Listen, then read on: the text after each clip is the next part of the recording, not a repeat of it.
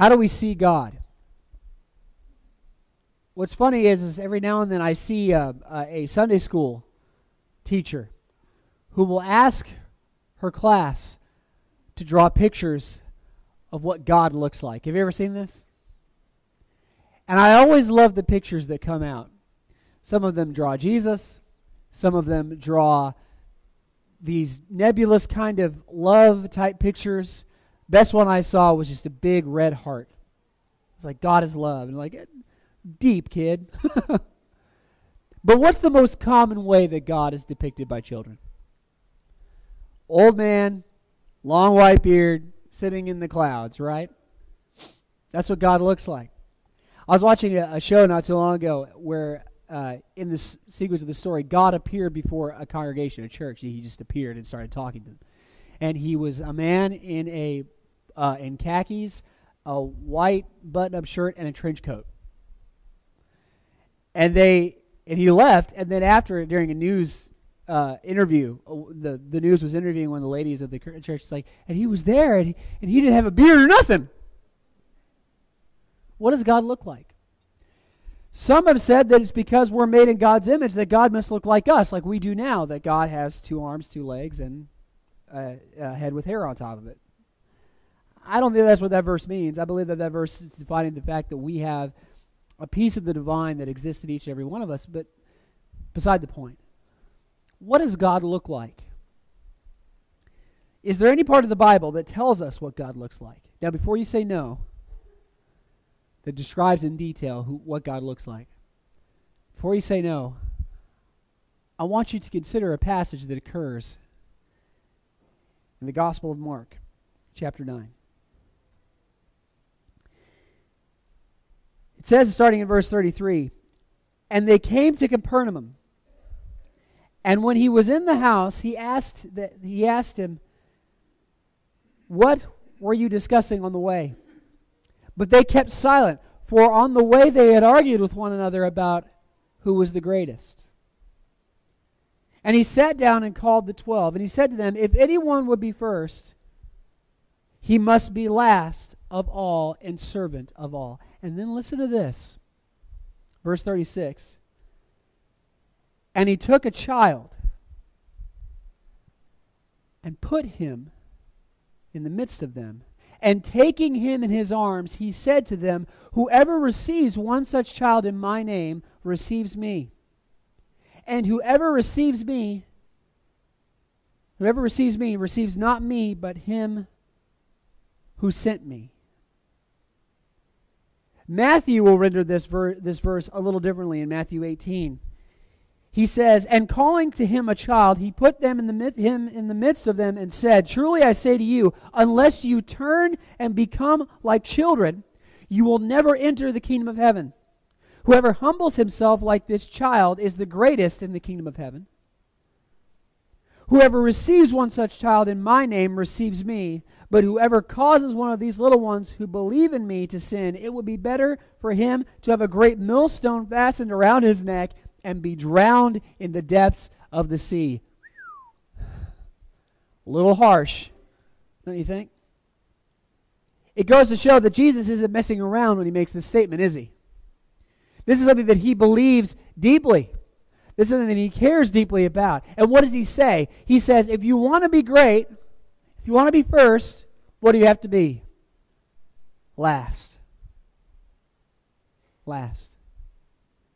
If you want to be the greatest in the kingdom, you have to be like this one who would be considered the least in our world. He says, be like the child. Only be like the child, and you will enter the kingdom of heaven. And then he says, if you reject the child, you're sunk.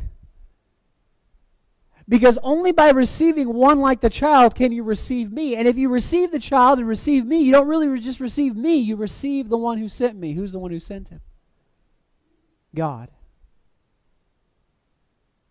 This issue of Jesus and the child is one that's probably pretty well known. And it's kind of blown off, isn't it? We talk about the theological implications of this verse. We talk about how he's saying for us to be innocent and pure like a child. But I would put to you that there are two types of children in this world. There are two kinds. One is a child that represents innocence and purity, purity of heart, purity of spirit, okay? Like the little boy who drew a heart when he was asked what God looks like, okay? It's good. And then there's the child who has become a byproduct of the world. Have you ever looked into the eyes of a child and seen pain? Have you ever looked into the eyes of a child and seen the horrible experiences that they've been through? A child who has been forced to grow up way too fast. You ever seen that? A child who has been forced to take on responsibilities that no child should have. I mean, what should being a child be about, right? As we were sitting there worshiping God, even my 7-year-old son was sitting next to me drawing pictures of Angry Birds. Now, we might sit here and think he's supposed to be paying attention to the service. He's supposed to be learning how to worship God. Come on. What's being a child really about, right? Being a child is about imagination and magic, isn't it? Isn't that how God designed us to be? Can you remember the way the world used to look when you were a child? When you would look at holidays in a certain way, that's all I'll say. When you would eagerly await things to happen, like putting cookies on a plate and filling a glass of milk and leaving it by a certain fixture in your living room. Can you remember those days? That's how a child is supposed to be. We watched a movie yesterday with the kids called Arthur Christmas, and it's about Santa Claus's little brother. And it's really cute. But Avon and Harmony got into this deep discussion and debate about whether or not magic is real. And Avon said, but magic isn't real. And Harmony went, uh-huh, which is an excellent argument. No, back and forth. Magic is supposed to exist for a child. But have you ever seen a child for whom the magic has died? Who has seen the world as it really is? The darkness of it? The pain of it? We ask ourselves, why does Jesus call to him this child in Capernaum, who seems to represent children as they should be? A child who is more concerned with picking flowers than the fact that she is sitting at the feet of the Son of God. Why does he call this child to him? That represents a child who is pure of heart, who is pure of spirit. Wouldn't he rather have a child who represents what the world has done to a lot of our children? The pain that they have been caused? One might say that it would be more charitable to call the child who has been forced to grow up too fast, to show them that they are loved, that they are wanted, that they are needed. But he brings this child, the child who still believes in magic, the child who is as children should be. Why? Because look at what he says. He says, if you accept the child, you accept me. And if you accept me, you accept him who sent me. What does God look like? I'll tell you what he looks like. Like a child. Think about it. He looks the way a child is supposed to be. Why does Jesus say become like the child? He also tells us, Paul will also tell us to become like Jesus, right? He'll say in Philippians chapter 3 that we are to take on the likeness of Him, counting others more significant than ourselves, grasping hold of the humility that He calls us to be like Him. He'll also say in 1 Corinthians chapter 11, he tells them, follow me as I follow who? Christ. Here Jesus Himself, the man Himself says, be like the child if you want to be like me, if you want to be like the Father. And you know what? It makes perfect sense. Because children, as they are originally designed, before the world gets a hold of them and gets its hooks into them, children are all love. They're all compassion. It's been amazing to me to see the capacity of deep, meaningful, unconditional love that a child has. Think of all the times you've seen a child love a father that has no business being loved. Think of all the times you have seen a child devoted to a friend that treats that child like garbage. This is who God is.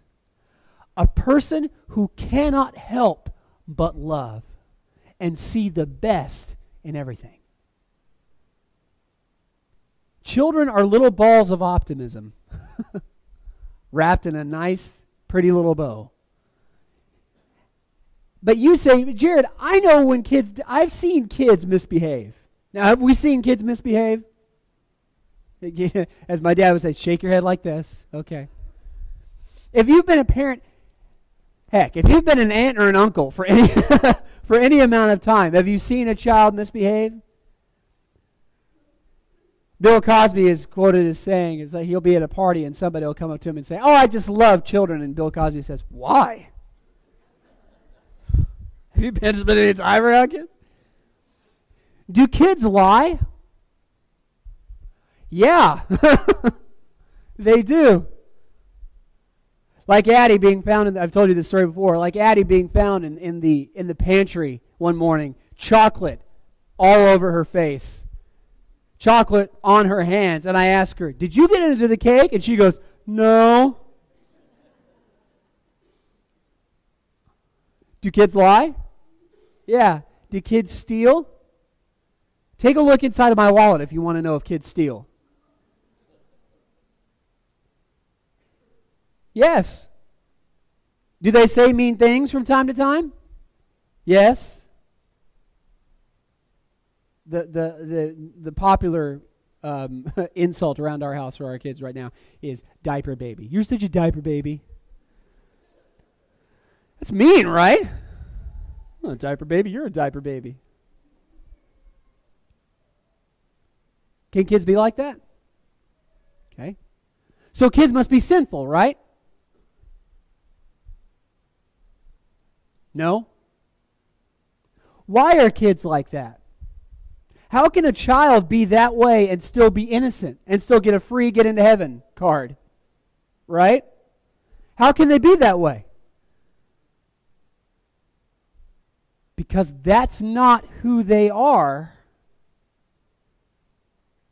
That's who we have taught them to be. Do you know why a child lies? Because they see you lie. And they see the people around them lie. Do you know why kids steal and take what they want? Because they see us take what we want. Do you know why kids are mean? It's because they see us be mean to each other. Children are not sinful. They don't act like that because they're sinful. They act like that because they are products of their environment, and their environment is sinful. Amen? Where they soak up and they catch the disease of sin. but they are innocent in God's eyes because it's not who they really are. It's not until they start making those choices for themselves and they fundamentally change who they are inside, where they choose to let sin in, when they reach the age of accountability, that they become guilty of those sins. But when they're just mirroring sin as a child because they don't know any better, God doesn't see them as how the world makes them. He sees them for who they really are. And he says that this is the child. This child is me. This image of humanity, as you are designed to be, as we all, each and every one of us, start out by being. That's what I look like. And if you want to see me, you have to see them. And if you want to see them, you have to be like them. I cannot help but laugh every time I hear the following phrase, especially if it comes from an adult to a child. Well, why don't you just grow up? Remember the old Toys R Us jingle? I haven't heard it in a long time, mainly because I haven't seen a Toys R Us commercial in a long time. I don't know what's happening over there, what Jeffrey's doing, but it's not working. But you remember what it used to be? By the way, that's the name of the giraffe, in case you didn't pick up on it. His name is Jeffrey, with a G, not a J. Anyway, you know what the jingle was? Remember it? I don't what? Want to grow up. I'm a Toys R Us kid. Why don't you just grow up? We look at our kids, we look at our children as though he's just a kid. He'll grow up and he'll learn, right? He'll grow up and he'll become the way he's supposed to be. We often describe adulthood, manhood, as the way that God intended us to be. And listen, the Bible does speak about maturity. Paul says, when I became a man, I put childish ways behind me. He does say that. He also tells us in Ephesians chapter 4 that we put off the immature, becoming mature Christians by growing up into the stature of the fullness of, and growing up is the phrase he uses. But we are to grow up the way that God wants us to be, not the way that the world wants us to be. Because the truth is, brothers and sisters, that this image of Jesus with these children at his feet proves to us beyond a shadow of a doubt is that there are two things inside of us: the way that God intended us to be and the way that the world has made us. There's a blueprint for who we are. A basic design that God came up with. This is a design for an airplane, as the Wright brothers intended it to be. Do airplanes look a little bit different now? You see any room for first class on this jobber? This thing works with pedals. Yeah, think about that. If you wanted to take off, you just had all you had to have was this thing and a steep hill, and you're good to go. Are planes a little different now? They have grown up. Now, today, we complain about getting on planes all the time. Oh, I have to go get on a plane. Come on, do we complain about getting on planes? Or if we have to sit there on the plane waiting to take off, and we've been there for more than 5 minutes, we're going, let's go! And then we take off, and the pilot comes over the intercom and says, ladies and gentlemen, this is your captain speaking. We'll be in the air today for about 3 to 4 hours before we reach our destination. We go, 3 to 4 hours? We're flying! We're doing something that really only occurs in comic books. We're flying without wings. We're doing something that 100 years ago, that 200 years ago would have been considered witchcraft, okay? They would have burned the Wright brothers at the stake for this. And we're complaining about it. But imagine, do you think that that's how it was when the Wright brothers put this bad boy together? We're going to build something that's going to annoy everybody who uses it. Is that what they intended to do? Or was there magic here? I think I've come up with a way to where if I get the air above the wing moving at a certain speed and the air below the wing moving at a different speed, this thing will go up instead of down. Think about that. Think about the feeling they had. Oh yeah, sure, we've grown up, but remember who God intended us to be. Does it look different than who we are now? There are two things that exist inside all of us, even as adults. We see our manhood, our maturity, the way that the world has taught us to be. And it's from these experiences. It's from these events that have happened to us that we have learned, and it's made us cynical, and it's made us bitter, and it's made us jaded. And then we say things like, well, you can't trust anybody.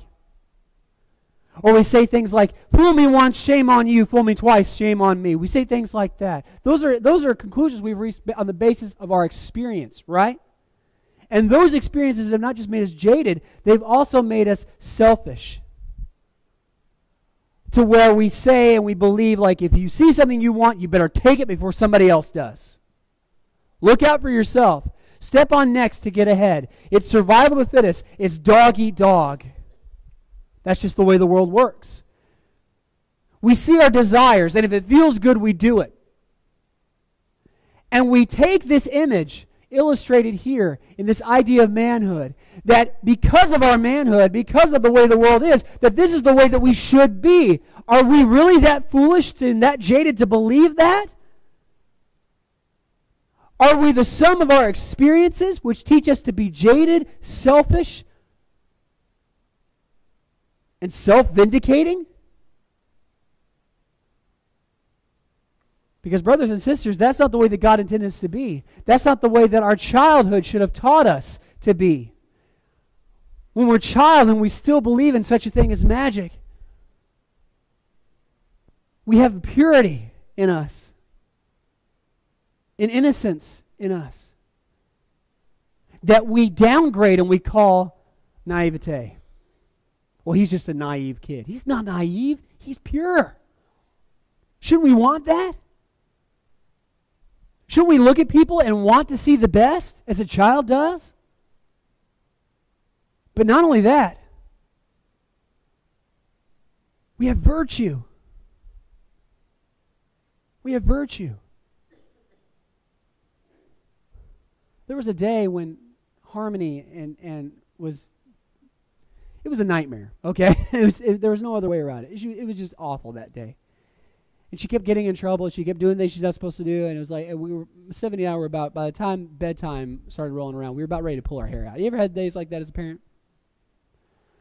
I'm like, I don't know what I'm going to do with this kid. It's like, there's a lot of anger. And we've been fighting and we've been arguing with her. And she's been crying and there's been punishment. And there's all this. Oh, it's ready to be over. And just before she goes to bed, you know what she does? She comes up to me and I think, okay, here we go again. What's she done now? She comes up to me and she hands me a piece of paper and then she kisses me on the cheek and she runs back into her bedroom. And I open up the piece of paper and it's a picture of me and her that she has drawn and says, "You are the best dad ever." And I looked at it and I went, well, I'm just a big old jerk.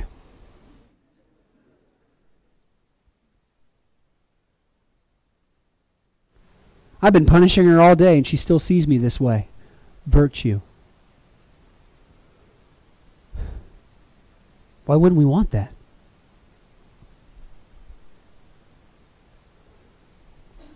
All of it based on love. All of it is based on this thing that Bill told us remains, right? And lasts forever. The greatest of these, right? Love. Have you ever noticed how quickly a child says, "I love you"? They say it to their friends, they say it to their dogs, they say it to the fridge.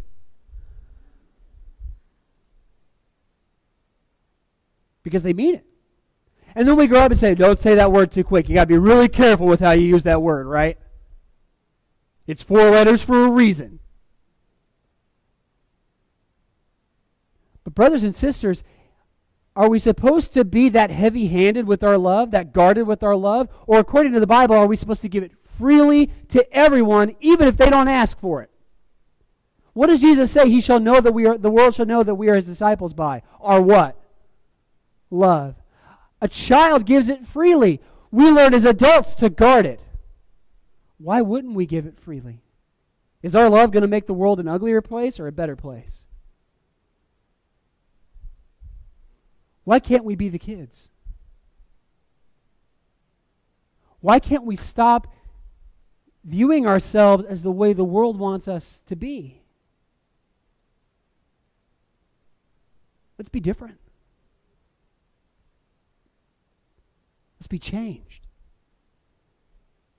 Let's be like the child. Not the child of the world, but the child as we are supposed to be. The way that God designed Adam to be from day one. Using the capacities that he has given us for love. Using the capacity that he has given us for virtue, for purity. Let's get back to basics. And forget the experiences of this world. With that in mind, take a look at what he says again. He says, truly I say to you, unless you turn and become like children, you will never enter the kingdom of heaven.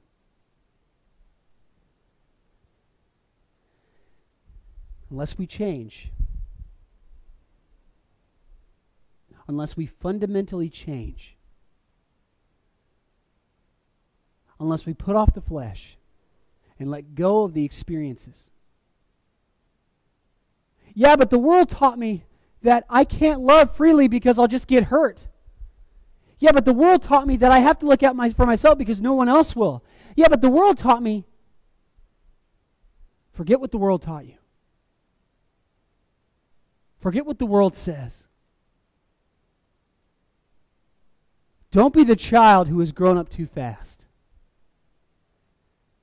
who has become embittered, selfish,